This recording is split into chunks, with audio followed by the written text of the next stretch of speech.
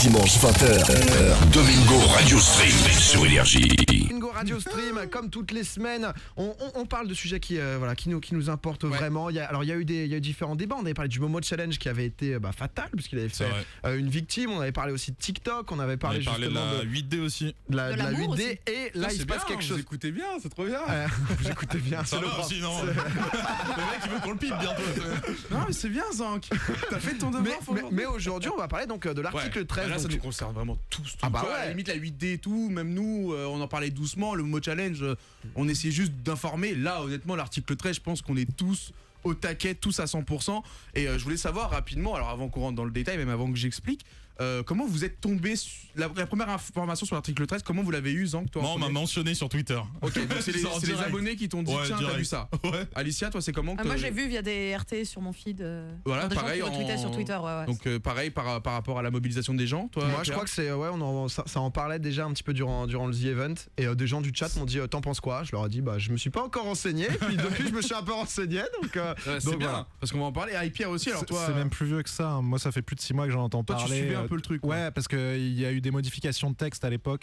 Parce que j'en ai entendu parler sur Reddit moi à l'époque. Ok, donc ça remonte. Pareil du côté, là c'était plus européen où les gens commençaient déjà à s'alarmer. Mais c'est quoi? Explique-nous pour les gens qui ne sont pas au courant. C'est super intéressant. Alors en gros c'est une directive, et attention pas une loi, mais pour le moment c'est une directive européenne qui concerne tout internet et en fait qui a déjà été votée, il faut le savoir, ça a déjà été voté, c'est passé. La directive a été acceptée par l'Union européenne, ils ont appelé ça l'article 13 et ça vise vraiment les droits d'auteur sur internet, mais tous les réseaux sociaux confondus. On va beaucoup parler de YouTube aujourd'hui parce qu'on est tous plus concernés par ça et ça va nous permettre d'aller chercher des meilleurs exemples. Consommateur. Effectivement. C'est tout le numérique. C'est tout le monde qui est concerné, tout utilisateur d'internet sur, comme tu as dit, tout le numérique qui est concerné.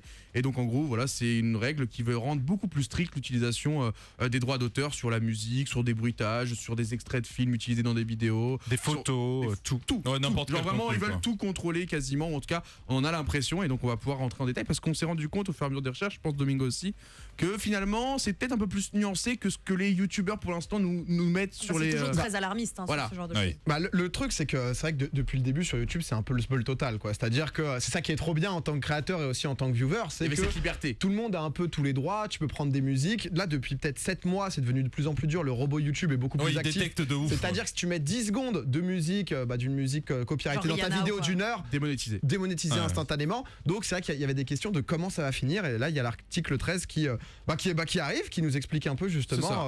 Et on a un qui est super informé par rapport à ça, c'est pour ça que j'ai demandé à ce qu'il soit avec nous ce soir.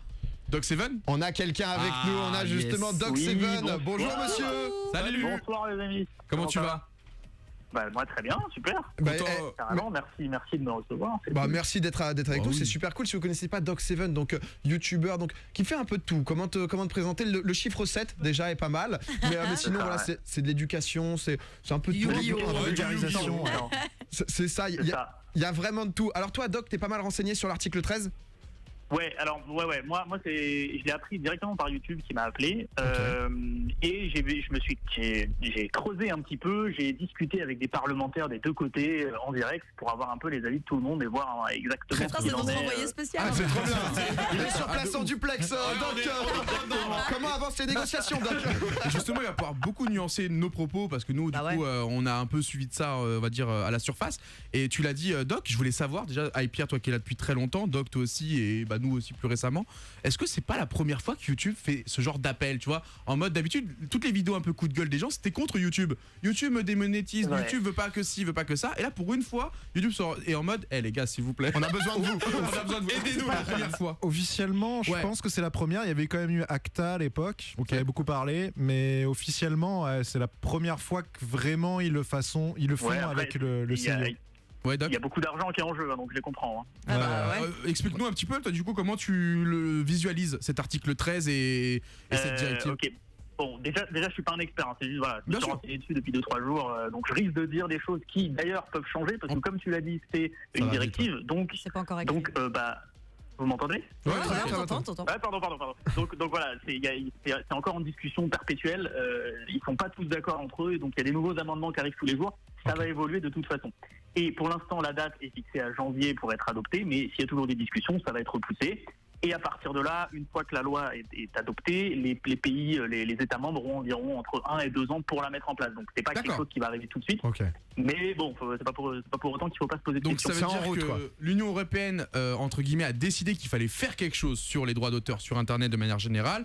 Par contre, libre à chaque pays de faire sa propre loi. C'est ce que tu es en train de nous dire. Pas tout à fait. Libre à chaque pays de faire sa propre choix, tout en gardant le principe de cette directive. Alors qu'est-ce qu'elle dit cette directive ? 22 ou 23 articles. Précisément. Qu'est-ce que tu en as compris, toi ? L'article 13, c'en est qu'un. Il y en a plein d'autres qui concernent les événements sportifs, etc. Alors, en gros, ce qu'il faut savoir, c'est que pour l'instant, YouTube n'est pas du tout responsable du contenu qui est sur sa plateforme. C'est vrai. Et que pour pallier à ça, donc forcément tous les ayants droit, donc c'est-à-dire les sociétés d'auteurs, je vais essayer de parler pas trop technique, parce que il y a 2 jours, c'est que des termes que même moi je connaissais pas. Donc forcément toutes les sociétés d'auteurs, donc qui représentent les auteurs, et même les grosses boîtes comme Disney, Sony, etc. Universal, Disney, exactement. Eux, au bout d'un moment, ils ont un peu tapé du poing sur la table, et pour leur faire plaisir, en 2009, YouTube a sorti son fameux robot qui trie toutes les vidéos, qui s'appelle le Content ID, exactement. C'est ce que disait Domingo par rapport à la démonétisation. Pour contextualiser. Ce robot, il faut savoir qu'il n'est pas obligatoire. C'est-à-dire que c'est un geste que YouTube fait pour toutes ces boîtes en mode regardez, j'ai mis un peu du mien. Le problème là-dedans, c'est que à la fois nous, les vidéastes, on déteste ce robot, il se gourre tout le temps, c'est super chiant, on est libre de rien. Pierre ? C'est un enfer parce que c'est un robot et il ne sait pas différencier entre la parodie et l'utilisation. Déjà, on remarque le problème principal est là. On a été strike sur la dernière vidéo de Zank, la parodie qu'il a fait justement sur l'énergie de SCH. Et surtout que c'est la croix et la bannière derrière quand tu veux revendiquer que tu as le droit de le faire parce que c'est une exception à la règle du copyright et ça me prend des mois pour changer. Et si je suis tes propos, Doc, ça veut dire que forcément ce robot qui était aujourd'hui entre guillemets un petit geste de YouTube va devenir obligatoire pour YouTube pour l'avenir si une loi est mise en place suite à cette voilà, en fait, la loi elle dit maintenant c'est toi qui es responsable. Ah voilà, ça change tout. Donc tu dois faire en sorte que il n'y ait pas de problème à ce niveau-là. Mais c'est impossible. Non mais les gars, on se pose 2 secondes. Tout le monde et tout. Voilà. Enfin, c'est un délire. On est d'accord que c'est pas faisable. Mathieu a fait une vidéo justement dessus. Il expliquait un peu. Typiquement, je sais pas, t'as une bouteille Coca-Cola dans le fond. Mais alors attendez les gars, ça je vous arrête tout de suite. Faut faire une grosse différence entre tout ce qui est œuvre artistique de l'esprit, tout ce qui est musique, film, etc. et tout ce qui est propriété industrielle, donc les marques, les logos. D'accord. On est d'accord qu'ils ont quand même le droit de refuser. C'est-à-dire que si Coca-Cola n'est pas content que Mastu l'a mis sur sa vidéo, il aura le droit, suite à cet article, de dire Mastu, plus jamais je veux une canette derrière toi. On est d'accord. Pour l'instant, personne, et même un parlementaire, ne pourra t'affirmer oui ou non. Tout simplement parce que c'est une directive. C'est une directive.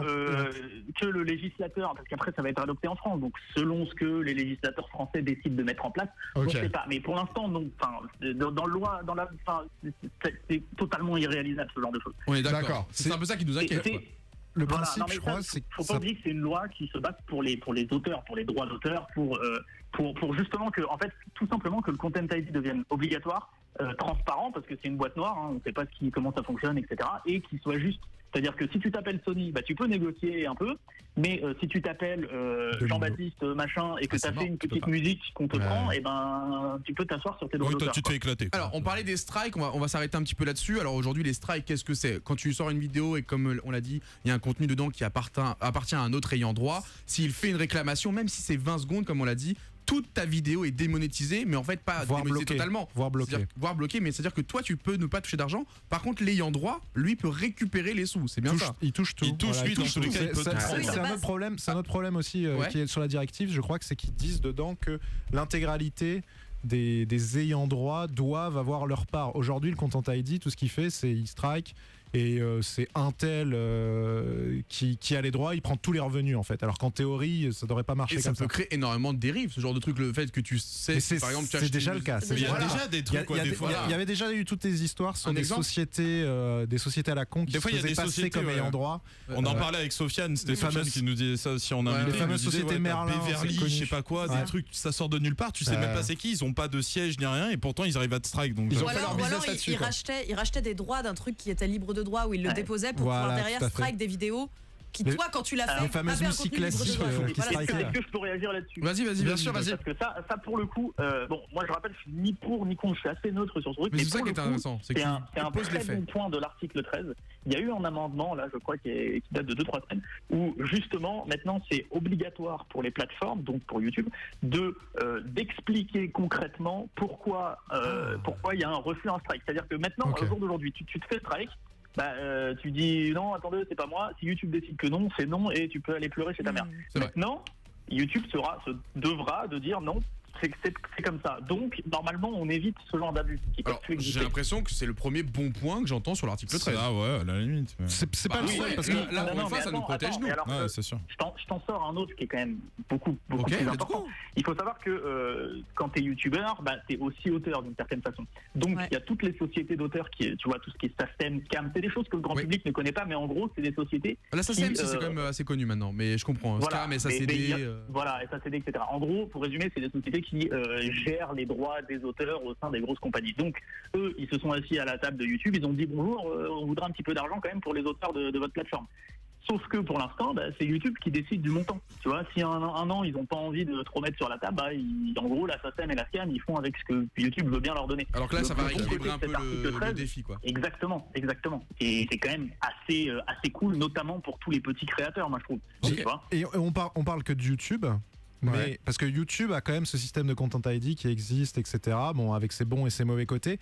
Mais là, l'article concerne toutes les plateformes. Et il y a souvent le débat, bon, même si Facebook est maintenant un petit peu de l'ancien temps, sur Facebook, il y a énormément de vidéos YouTube qui sont reprises sur Facebook. Oui, qui sont repiquées. Avec des volumes énormes qui génèrent de l'argent et sur lesquels les vrais auteurs ne toucheront jamais rien. Parce qu'on en discute justement de cet article qui a pour vocation première de défendre les droits d'auteur. C'est-à-dire les gens qui créent du contenu, de la musique, etc. Comment on peut les récompenser au mieux. Ce qui est un petit peu normal. Voilà. Sachant que par exemple à la télé, quand tu veux mettre une pub sur ta chaîne, bon c'est un petit peu différent, mais quand tu veux mettre une pub sur ta chaîne, tu payes les droits de la musique. Ça. Tu payes Et tu peux pas tout utiliser. À l'heure actuelle, Internet, on avait beaucoup de liberté. Là, ça va se bloquer. Moi, je me demandais, qu'est-ce que ça va changer justement, parce qu'on parle beaucoup pour l'instant de problèmes un peu de youtubeurs pour le grand public. Est-ce que si moi je fais ma vidéo que je partage sur Facebook avec mes potes, si j'ai mis un contenu, je sais pas, j'ai mis du Rihanna à un moment parce que c'est sympa, Rihanna, c'est cool, du son. Est-ce que je vais me faire strike? Qu'est-ce qui va se passer en gros pour les gens qui ont un usage d'internet plus classique? Actuellement, ce qui est annoncé entre guillemets, mais ça, en fait, le problème c'est que Doc aussi pourra m'aider sur ce sujet-là. En fait, on est un peu entre deux lobbies. Il est très tôt, c'est n'est qu'une directive, les lois sont pas encore arrivées, donc tout ça peut changer du jour au lendemain. Tout ce qu'on dit, comme on l'a dit, peut être obsolète demain. Ça a déjà changé à l'époque. Ils préconisaient, enfin, je sais qu'il parlait de blocage à un moment, et puis ça a changé. Il y a des amendements où ils préconisent de faire tout ce qui est possible pour pas de blocage, mais ça reste super flou, donc tu sais pas. Dans ce qu'ils ont dit, là, ils ont préconisé l'absence de filtrage. Donc dès que tu mets ta vidéo, le Parlement il dit non, faut pas la filtrer quand même. C'est bien. Et ce qu'ils ont rajouté, c'est l'obligation pour désolé, je perds mes mots. Non, il n'y a aucun souci. Que c'est tellement technique, les gars. Je découvre ça encore. J'imagine, parce que Doc s'est renseigné parce qu'il a été directement contacté par YouTube. C'est vrai que c'est la première fois que YouTube fait ça. Mais je te jure, moi, il y a 3 jours, j'étais en panique. Parce que en fait, ce qu'on a un peu entendu, alors les premières alertes, c'était ce que disait un peu Pierre, et c'est un peu modifié. Ce côté, écoutez, nous c'est pas notre problème si actuellement ce qui se passe ça vous plaît pas. On a déjà mis le Content ID, c'est déjà un geste de notre part. Si ça vous intéresse pas, vos règles sont tellement compliquées qu'on ne pourra pas les mettre en place, ça coûte trop cher. Créer des robots qui peuvent reconnaître la marque en troisième plan, ce n'est pas possible. Donc ce qu'on va faire, c'est bloquer YouTube en Europe. En fait, c'est ça. Et vous n'aurez plus accès au premier message, c'était très Ah mais oui, c'était une YouTube. C'est ça que je dis qu'on est un peu entre deux lobbies. Donc d'un côté YouTube a dit nous on fera pas d'efforts. En même temps ils ont demandé à leurs vidéastes de faire des vidéos, parce que vous n'êtes pas les seuls. Il y a eu la Redbox qui a été contactée, j'imagine plein d'autres. J'ai vu Squeezie, Cyprien, tous les gros tweetés. Donc j'imagine qu'eux aussi ont été contactés, et donc ils leur ont fait comprendre de mobiliser tout de suite vos communautés, où ça se trouve dans un an les gars, c'est plus terminé. Personne sur YouTube. Donc ça a mis le stress à tout le monde. C'est un gros coup de pression. Surtout que là on parle de YouTube, mais l'article 13 ça concerne tout Internet. Donc ça peut être sur, je sais pas si sur ton, je vais dire une connerie, mais sur ton Skyblog tu veux mettre un mème ou un truc comme ça. Si à un moment, je sais pas, ton blog finit par rapporter de l'argent, etc.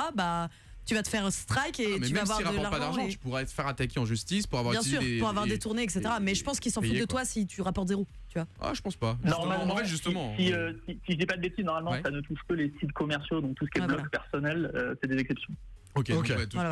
Alors qu'est-ce que toi t'en penses pour le public ou Pierre, si tu veux réagir, le public, comment eux se retrouvent au milieu de tout ça, parce qu'il y a une pétition qui a été énormément tout simplement mise en place sur internet. Là actuellement je regarde, on est à exactement 2 305 183 signatures. C'est énorme, hein. C'est à échelle européenne, on n'est pas sur une pétition française, c'est à échelle européenne. Beaucoup de Français se sont mis là-dessus parce que les gros youtubeurs en ont parlé. Je sais pas si c'est la même chose dans les autres pays d'Europe. Est-ce qu'en Espagne ils sont aussi à en Espagne c'est n'importe quoi, je pense. Ils en parlent. Non, ils en parlent un petit peu partout. Moi je pense que globalement l'idée de base est pas mauvaise. C'est juste que comme très souvent ils veulent essayer de l'appliquer mais tu peux pas en fait, tout simplement. La théorie est bien, la pratique est impossible.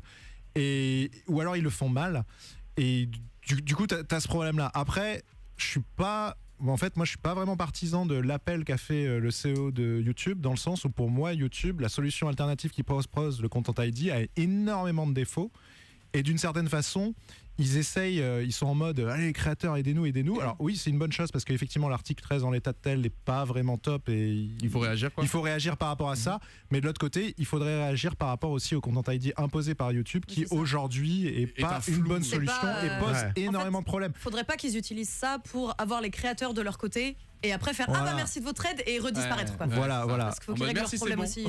Restez avec le Content ID, on vous explique pas mais mais allez-y. Alors Doc, si t'as encore un peu d'énergie, je voulais qu'on discute parce que Pierre a soulevé un très bon point. L'envie n'est pas mauvaise, mais la pratique est très contestable. Je sais que toi, tu as eu l'occasion de parler à une parlementaire européenne qui a voté contre cet amendement. Je ne sais pas si on peut dire amendement pour ce genre de choses, mais c'est pas grave. Est-ce que tu peux nous raconter l'anecdote et comment le contact s'est fait, parce que comment ils s'y sont pris quoi. Écoute, moi je me suis dit, ça me paraît trop extrême quand même le truc de YouTube. Je vais essayer d'avoir un son de cloche des deux côtés de gens qui y sont. Qui est parti prendre contact. C'est toi qui es parti prendre contact. Ouais, tout à fait. Moi je suis parti, je lui ai envoyé un MP, je lui ai envoyé un message Twitter, je lui ai dit bonjour, je voudrais faire une vidéo là-dessus. Est-ce que tu peux voilà, et puis on m'a suivi sur Twitter, on discute. Et j'ai fait la même chose avec pareil un assistant de parlementaire. Alors comment s'est passée cette discussion avec Julia Reda, qui est une parlementaire européenne, pas française, autrichienne, c'est ça? Ouais, alors je sais pas si elle est allemande ou autrichienne. En tout cas, elle peut pas être plus contre, vu qu'il me semble qu'elle fait partie du parti pirate, donc même le principe même de copyright. Effectivement. T'as attaqué la bonne personne là. Voilà. Donc là, autant avoir des bons extrêmes de chaque côté. Et non, mais je l'ai trouvé très pas neutre, bien sûr. Elle me donne tous ses arguments, mais quand même, tu vois, elle a répondu à toutes mes questions. Raisonné. Même les questions très orientées contre elle, tu vois. Donc bien renseigné. C'était plutôt sympa, ouais, tout à fait. Et du côté du français, plein d'infos. L'assistant parlementaire français qui lui a voté pour. Pareil, mais dans l'autre sens, quoi. J'imagine. Exactement.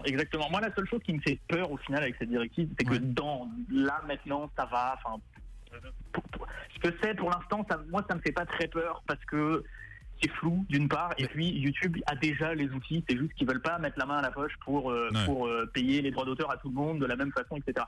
Non, ce qui me fait peur, c'est que les parlementaires français, c'est eux qui ont en majorité voté pour la loi. Il y a que quelques écolos, les Verts, qui ont voté contre, mais sinon tous les Français ont voté pour.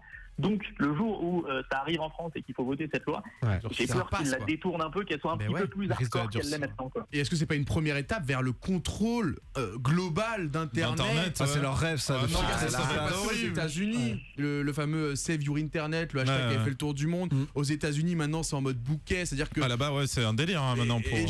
Alors ça n'a pas vraiment de rapport avec l'article 13, comment on appelle ça déjà, la neutralité du net. Mais je trouvais ça cool si on peut prendre un peu de temps dans un troisième talk pour en parler. Moi je me demandais déjà, justement, parce que là on voit 2 millions et quelques de signatures dans les pétitions, est-ce que vraiment ça peut impacter le Parlement, etc., d'avoir... En vrai c'est bien, mais je pense que la meilleure solution quoi qu'il arrive, c'est tout simplement de voir quel est le parlementaire le plus proche de chez soi, comme on appelle un député, etc., et d'envoyer des messages, des lettres ou appeler. Ça a beaucoup plus d'intérêt qu'une pétition qui, oui, on va le voir au global, mais c'est en allant parler avec tes représentants politiques et en leur expliquant pourquoi toi tu penses que c'est pas bien, avec une vision qui est différente, que peut-être que tu leur feras changer que juste une signature. La signature, parce qu'il y a des gens qui demandent là sur le chat, parce qu'on est sur Énergie, mais aussi on est aussi en live sur Twitch, pour que vous voyez les coulisses, comment ça se passe, twitch.tv/Domingo. On va vous mettre ça sur le chat si jamais vous voulez vous renseigner un peu plus ou tout simplement aller signer. Tu voulais qu'on parle un peu de neutralité du net, l'avenir un peu de... Est-ce que Internet va périr et que ça ne sera plus un monde libre? Je trouve qu'on a quand même plutôt nuancé tous les propos qu'on entend en ce moment sur Internet, où c'est super alarmant. Là, au contraire, on peut se faire plaisir et être en mode qu'est-ce qui peut se passer dans le pire des cas. Qu'est-ce qui peut se passer, les gars, si on perd le contrôle du net? Il n'y a pas si longtemps aux États-Unis justement où peut-être que Internet allait se fragmenter en différents bouquets. Tu payes 10 € par mois pour avoir différents trucs, différents accès, 15 € par-ci, 15 € par-là. Où est-ce que ça en est ça déjà à l'heure actuelle? Alors je crois que c'est pas forcément passé, mais Pierre est mieux informé que moi sur ça. Alors c'est passé. Les États-Unis c'est différent en termes de politique. T'as l'État global, les États-Unis, et ensuite t'as chaque État, genre la Floride, la Californie, ce genre de choses. Et en gros c'est passé au niveau national. Une loi a été votée. C'est la FFC ou la FCC, je sais plus, l'équivalent de l'opérateur des télécoms. Et c'est passé, sauf que derrière, il y a eu des suspicions de fraude sur les votes, sur les commentaires. Enfin, ça part très très loin. Et surtout, derrière, il y a certains États qui ont fait non, on veut pas. Et donc qui ont dit chez nous, ils ont refait passer des lois par-dessus au niveau fédéral, au niveau de l'État. Ils ont dit non, chez nous c'est neutre, les opérateurs n'ont pas le droit de faire ce genre de choses. Donc c'est très très très compliqué aux États-Unis, surtout qu'il y a un gros souci actuellement avec celui qui a voulu faire passer la loi, où il y a des problèmes d'intérêt. Et puis les gens, j'ai l'impression, se soulèvent quand même. Comme on voit, il y a un moment, les gens sont pas forcément d'accord. C'est-à-dire que c'était fait la même chose. Enfin, si tous les Français, si tous les citoyens du monde sont en mode, si tu fais ta cave, au bout d'un moment ça va changer. Après, comme il dit, la loi est quand même passée en soi. C'est-à-dire qu'après, État par État. Nous, en France, si la loi passe, il n'y a pas de État par État. Tu vas pas discuter Île-de-France, on n'est pas chaud. Hein. Ils sont en mode la France, c'est tout le monde. Donc c'est pas pareil. Donc mais si la France se remue, tu vois. Ça reste de la politique, voilà. Moi, j'ai un gilet jaune et on est 5, les gars. Sors ton gilet, frère. Parce que c'est vrai que j'imagine que ça ira pas à ce point et on essaiera de pour contrôler. Contextualiser, j'ai une petite image un peu marrante, ça va être plus simple pour les gens qui comprennent bien. En gros, imaginez que vous payez votre bouquet internet, on va dire chez Orange ou SFR ou Bouygues, on s'en fout, 29,90 €. Vous allez avoir accès à internet, au portail et peut-être à une ou deux applications qui sont en partenariat avec Orange. Par contre, si au-delà de ça, tu veux en plus avoir accès, je dis une bêtise, à à YouTube par exemple. Voilà, à YouTube ou à du sport. Donc par exemple certains sites gratuits aujourd'hui, il y aurait un pack sport qui te coûterait 5 € en plus de ton abonnement pour avoir accès à ces sites-là. Et ensuite, comme tu dis, si tu vas avoir le pack adulte, on sait très bien que c'est 15 € de plus. Je le vois là. Ce qui fait que finalement, ton truc de 30 balles, tu le payes 45, 50 € et t'as toujours pas accès à tout. T'as accès juste au truc que t'as choisi. Ce qui fait que du coup, en fait, c'est pour éviter que c'est un peu pour, entre guillemets, permettre aux riches d'avoir accès à tout et aux moins riches de devoir choisir. Mais c'est élitiste de fou. Exactement, de devoir choisir entre leurs loisirs. C'est-à-dire que t'as pas le choix d'avoir. Tu peux pas tout avoir. En clair, si t'es riche, tu peux être blindé et avoir 40 épisodes tous les soirs, sinon t'as genre le juste prix sur TF1. Moi, honnêtement, je suis totalement contre ça. C'était un peu comme.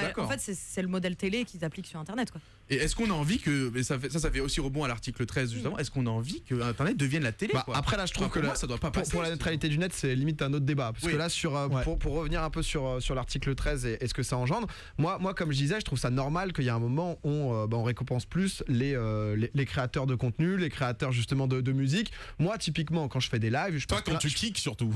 c'est vrai que ça m'arrive un peu de temps en temps. Mais quand je fais des lives, je mets des musiques en fond. Souvent, quand je mets ça sur YouTube, c'est copyrighté. Je suis en mode, c'est normal, ça m'appartient pas. Et je trouverais ça bien justement de faire un truc un peu participatif. Imaginons, je fais 100 € sur le live. Si j'ai mis des musiques ou quoi, il y en a peut-être 30% qui sont alloués au passage de musique. T'as 15 musiques, ils se partagent les 30%. Donc je trouve ça bien l'idée d'essayer de récompenser tout le monde, parce que sinon tout ce qui est compositeur, etc., si toutes les musiques sont utilisées librement, il y a un moment les mecs se font plus vifs et ils peuvent plus vivre, donc ils créent à perte. C'est pour ça que sur l'idée, moi je trouve l'article 13 pertinent, parce que c'est normal que quand tu utilises, on va reprendre l'exemple de la chanson de Rihanna, mais si tu mets une chanson de Rihanna dans ta vidéo YouTube, c'est pas normal que l'intégralité de ce que tu as créé aille dans les poches de Rihanna ou de sa maison de disque ou qui tu veux, alors que c'est un segment de 20 secondes sur une vidéo de 40 minutes par exemple. Alors, mais par contre, c'est normal qu'elle touche quand même quelque chose, parce que t'as utilisé le produit qu'elle a créé. Il y a un juste milieu, quoi. Mais pas tout, rien, quoi. C'est bien sûr ce qui est demandé sur YouTube depuis des années. C'est ce que les créateurs demandent sur YouTube et qui je rejoins totalement. C'est logique d'avoir un découpage et limite ça te dit. Moi, ça m'est déjà arrivé dans certaines vidéos, tu dis, t'as vraiment, notamment sur ma deuxième chaîne, là, où t'as vraiment envie de prendre cette musique parce qu'elle va parfaitement pour ça. Et limite, c'est pas grave, tu considères que t'as 25% des revenus qui partent, mais tu t'en fous en fait. Parce que c'est une prise de risque, mais. Voilà, exactement. Et le problème, c'est que c'est pas comme ça à l'heure actuelle. Donc le principe est vraiment bien. Après, l'application est compliquée.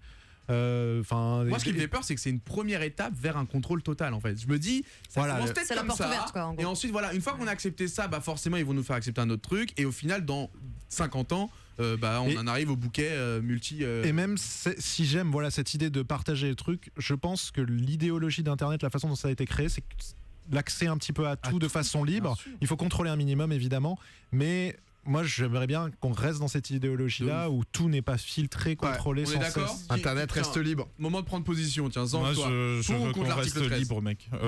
Il y a du pour ou du contre. En fait, c'est dur parce que, comme on disait, il va peut-être y avoir des changements, peut-être qu'il va y avoir des modifications, etc. Donc contre et que ça soit revu. Une fois que l'État commence à mettre la tête dedans, ils arrêteront jamais.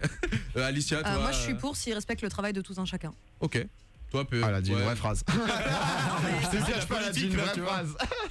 En tout cas, c'est ce qu'on a compris. Un gros jeu de puissance entre le GAFA, donc Google, Apple, Facebook, Amazon, et du coup les États qui veulent aussi un peu reprendre le contrôle en mode vous êtes quand même en train de proposer votre contenu à nos citoyens. Voilà, on aimerait avoir un peu plus de contrôle sur ça parce que vous pouvez actuellement faire tout et n'importe quoi en ignorant, comme l'a très bien dit Doc7, tout ce qui est SACEM, etc. Alors que nous en France, ce sont des choses qui sont quand même très importantes. Clairement. D'ailleurs, Doc, merci beaucoup déjà d'avoir participé, de nous avoir un peu éclairé sur ce débat.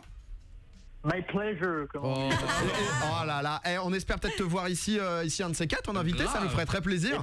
Avec plaisir, carrément. Bah écoute, on va essayer de s'organiser ça. Est-ce qu'il y a une, tu le disais, est-ce que t'as une vidéo qui va sortir là-dessus justement? Tu te renseignais ou tu te renseignais juste pour toi? Il hésite. J'hésite un peu, je t'avoue que je me tâte encore. Ok. J'en sais rien. Merci pour le contenu. La vidéo, s'il change d'avis après que tu l'aies sorti, tu vas t'en prendre dans les dents. Ouais, c'est ça qui m'inquiète. On verra. En tout cas, merci beaucoup pour ton invité. C'est 1,8 million abonnés, Doc7. Donc on l'a pas dit, mais c'est beaucoup de monde qui sont touchés. On vous ramène pas n'importe quel journaliste et reporter sur le terrain, messieurs, dames. Merci beaucoup, Doc. Passez une bonne soirée. Et Pierre, merci aussi à toi. C'était super cool de t'avoir. C'était super sympa. Te garder un petit peu justement pour discuter de quelque chose qui est intéressant. Et je pense qu'il y avait beaucoup de gens aussi qui savent pas trop ce que c'est. Tout le monde parle de l'article 13, mais concrètement, qu'est-ce que c'est, etc. Voilà, la vidéo sortira sur YouTube. On espère. On est tous dans le flow. Mais de toute façon, on va suivre l'avancée. C'est aussi le but, apprendre justement au fur et à mesure, voir si ça prend une tournure un peu plus positive ou non. Et Pierre, tu vas nous quitter. Voilà. Alors d'abord, j'ai une petite question du chat. Petite question du chat. Alors déjà, tout le chat est en train de spammer respect. Sache-le. Et il y avait beaucoup de questions sur les promesses que tu as lancées lors du The Event qui n'ont pas l'air d'être tenues. Alors c'est pas des promesses capillaires. Non, c'est pas qu'elles sont pas tenues. J'ai dit, parce que le Let's Play mécanique est la série qui m'a fait connaître, le truc emblématique, etc. J'ai dit que si on atteignait les 1 million, ça sera cette année. L'année n'est pas encore terminée, donc nous avons jusqu'au 31 décembre pour le faire. Domingo, Alicia, Douag, donc tous les dimanches 20h minuit sur Énergie.